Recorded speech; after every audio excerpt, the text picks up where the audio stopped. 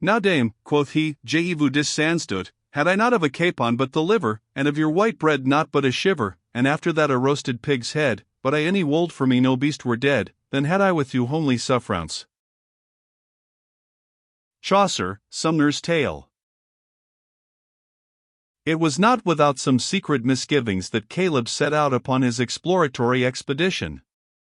In fact, it was attended with a treble difficulty. He dared not tell his master the offense which he had that morning given to Bucklaw, just for the honor of the family. He dared not acknowledge he had been too hasty in refusing the purse, and, thirdly, he was somewhat apprehensive of unpleasant consequences upon his meeting Haston under the impression of an affront, and probably by this time under the influence also of no small quantity of brandy. Caleb, to do him justice, was as bold as any lion where the honor of the family of Ravenswood was concerned, but his was that considerate valor which does not delight in unnecessary risks. This, however, was a secondary consideration. The main point was to veil the indigence of the housekeeping at the castle, and to make good his vaunt of the cheer which his resources could procure, without Lockhard's assistance, and without supplies from his master. This was as prime a point of honor with him as with the generous elephant with whom we have already compared him, who, being overtasked, broke his skull through the desperate exertions which he made to discharge his duty, when he perceived they were bringing up another to his assistance.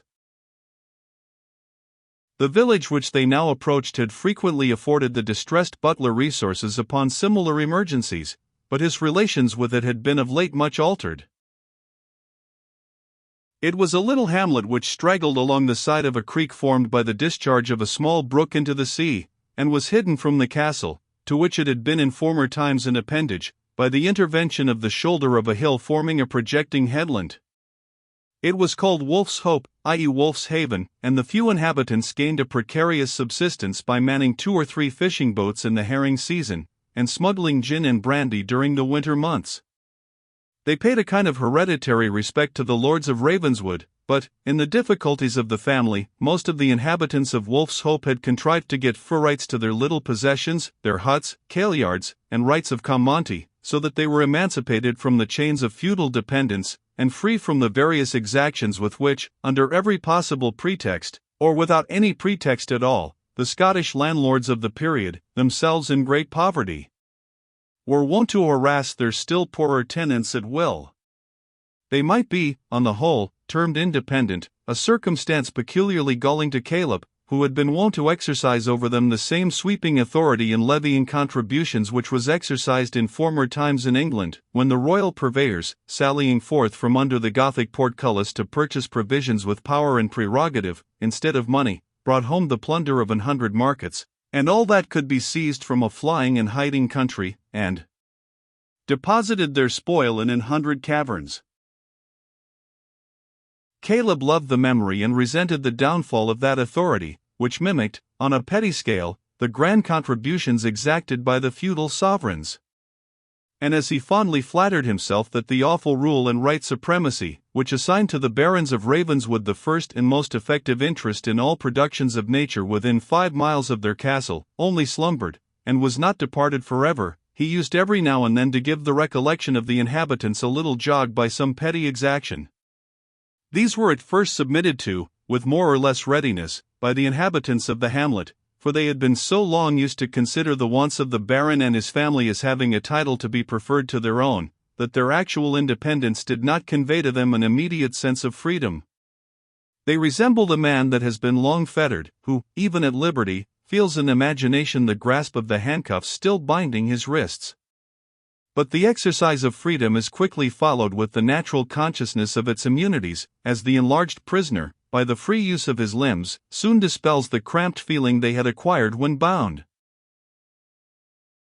The inhabitants of Wolf's Hope began to grumble, to resist, and at length positively to refuse compliance with the exactions of Caleb Balderstone. It was in vain he reminded them, that when the 11th Lord Ravenswood, called the Skipper, from his delight in naval matters, had encouraged the trade of their port by building the pier, a bulwark of stones rudely piled together, which protected the fishing boats from the weather, it had been matter of understanding that he was to have the first stone of butter after the calving of every cow within the barony, and the first egg, thence called the Monday's egg, laid by every hen on every Monday in the year. The feuars heard and scratched their heads, coughed, sneezed, and being pressed for answer, rejoined with one voice, they could not say, the universal refuge of a Scottish peasant when pressed to admit a claim which his conscience owns, or perhaps his feelings, and his interest inclines him to deny.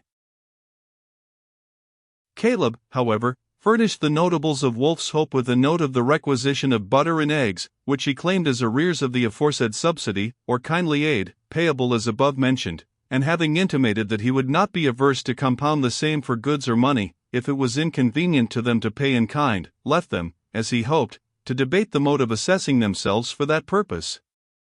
On the contrary, they met with a determined purpose of resisting the exaction, and were only undecided as to the mode of grounding their opposition, when the cooper, a very important person on a fishing station, and one of the conscript fathers of the village, observed, that their hens had cackled mony a day for the lords of Ravenswood, and it was time they sold cackle for those that gave them roosts and barley. An unanimous grin intimated the assent of the assembly. And, continued the orator, if it's your wool, I'll just tack a step as far as Dunse for Davy Dingwall, the writer, that's come frae the north to settle amang us, and he'll pit this job to rights, I as he warrant him. A day was accordingly fixed for holding a grand palaver at Wolf's Hope on the subject of Caleb's requisitions, and he was invited to attend at the hamlet for that purpose. He went with open hands and empty stomach, trusting to fill the one on his master's account and the other on his own score, at the expense of the feuars of Wolf's Hope. But, deaf to his hopes. As he entered the eastern end of the straggling village, the awful form of Davy Dingwall, a sly, dry, hard-fisted, shrewd country attorney, who had already acted against the family of Ravenswood, and was a principal agent of Sir William Ashton, trotted in at the western extremity, bestriding a leathern portmanteau stuffed with the footcharters of the hamlet, and hoping he had not kept Mr. Balderstone waiting, as he was instructed and fully empowered to pay or receive, compound or compensate. And, in fine, to age as accords respecting all mutual and unsettled claims whatsoever, belonging or competent to the Honourable Edgar Ravenswood, commonly called the Master of Ravenswood. The Right Honourable Edgar Lord Ravenswood, said Caleb, with great emphasis, for, though conscious he had little chance of advantage in the conflict to ensue, he was resolved not to sacrifice one jot of honour.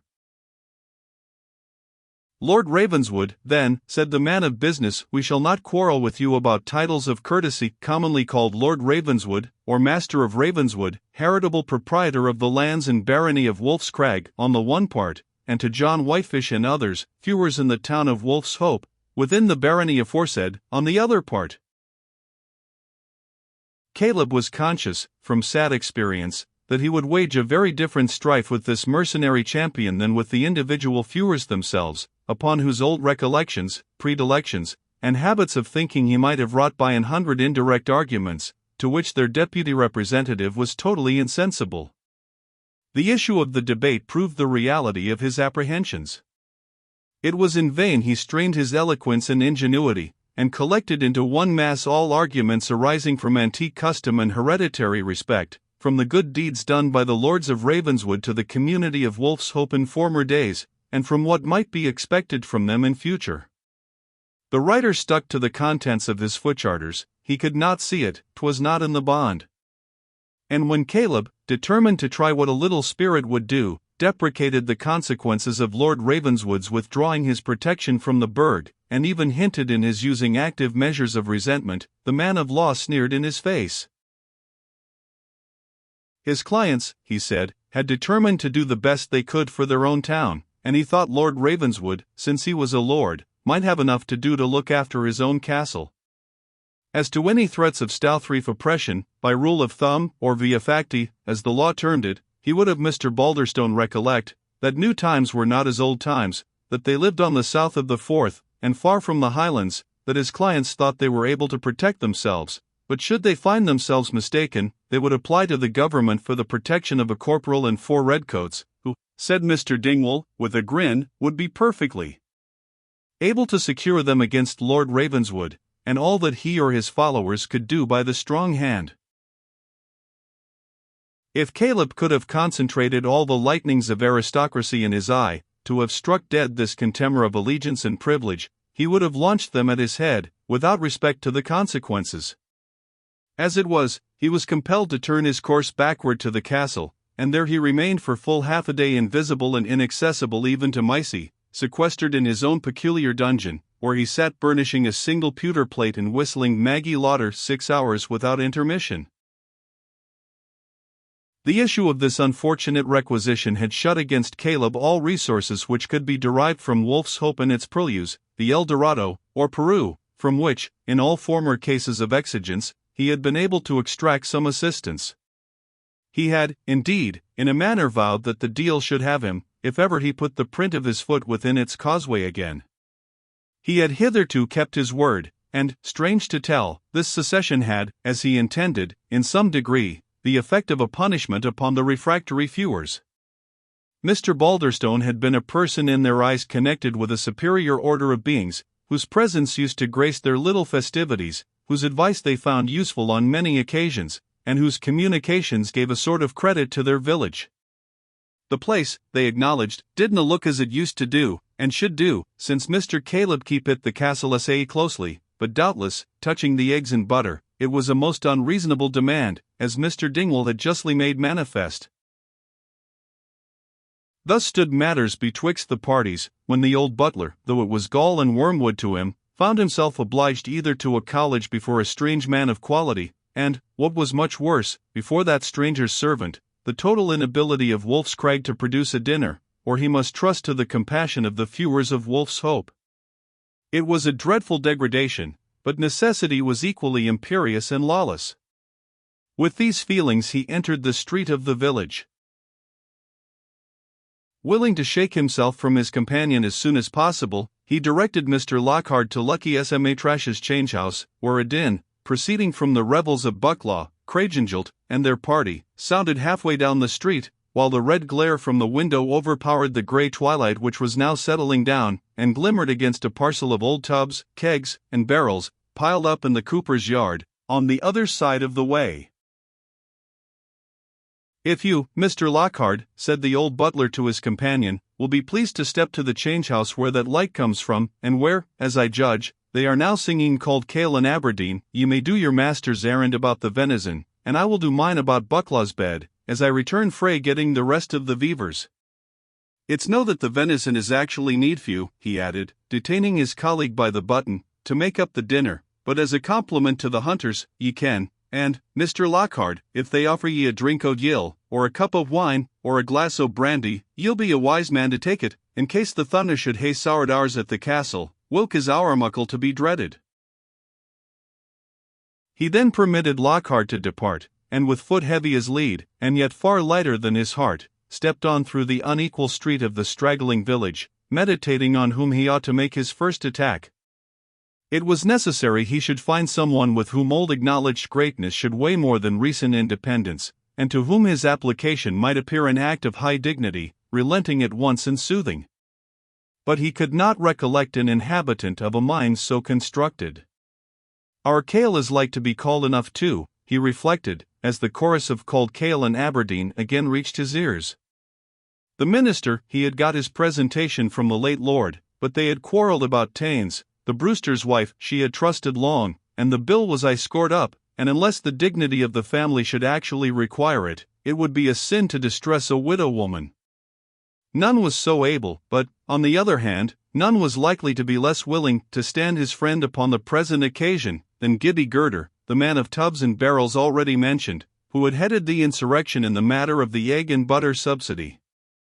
"But it comes o' taking folk on the right side, I trow," quoted Caleb to himself, "and I had ance the ill hap to say he was but a Johnny Newcome in our town, and the carl bore the family in ill will ever since.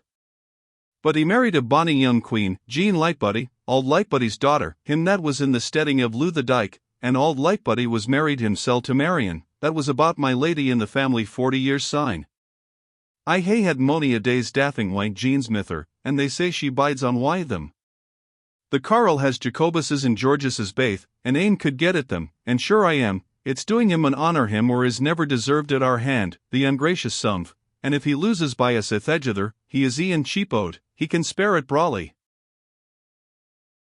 Shaking off irresolution, therefore, and turning at once upon his heel, Caleb walked hastily back to the cooper's house, lifted the latch without ceremony, and, in a moment, found himself behind the hallan, or partition, from which position he could, himself unseen, reconnoiter the interior of the butt, or kitchen apartment, of the mansion. Reverse of the sad menage at the castle of Wolf's Crag, a bickering fire roared up the cooper's chimney.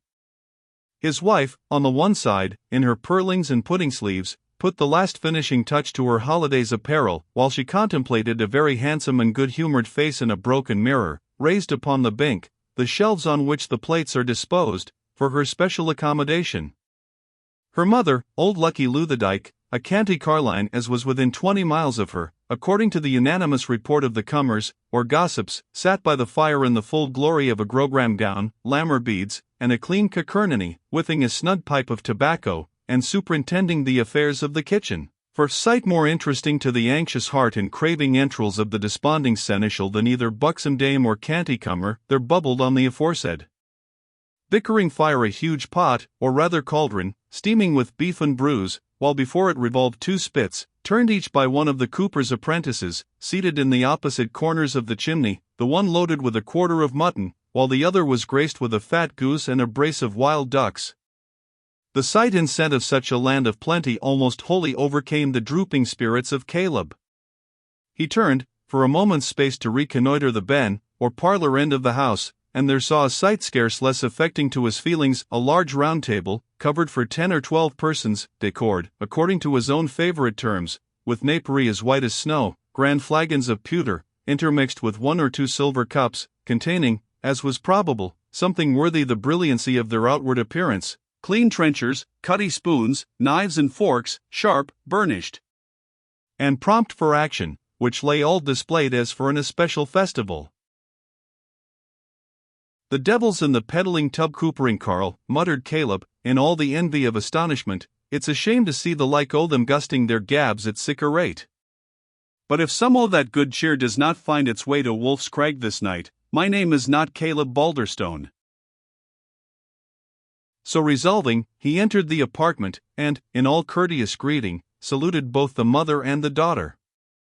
Wolf's Crag was the court of the barony, Caleb Prime Minister at Wolf's Crag, and it has ever been remarked that, though the masculine subject who pays the taxes sometimes growls at the courtiers by whom they are imposed, the said courtiers continue, nevertheless, welcome to the fair sex, to whom they furnish the newest small talk and the earliest fashions. Both the dames were, therefore, at once about old Caleb's neck, setting up their throats together by way of welcome. "Aye, sirs, Mr. Balderstone, and is this you? A sight of you is good for Sareen.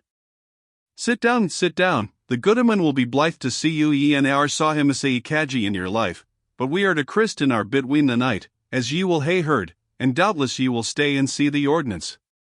We hae killed a wether, and ane o' our lads has been out wi' his gun at the moss. Ye used to like wildfowl." "Na, good wife," said Caleb, "I just keekit in to wish ye joy, and I wad be glad to hae spoken wi' the goodman, but moving, as if to go away." "The ne'er a fid yes gang," said the elder dame, laughing and holding him fast, with a freedom which belonged to their old acquaintance. "Wha kens what ill it may bring to the bairn, if he ower lookit in that gate?" "But I'm in a precise hurry, good wife," said the butler, suffering himself to be dragged to a seat without much resistance, and as to eating, for he observed the mistress of the dwelling bustling about to place a trencher for him. "As for eating, lackaday, we are just killed up yonder why eating frae morning to night.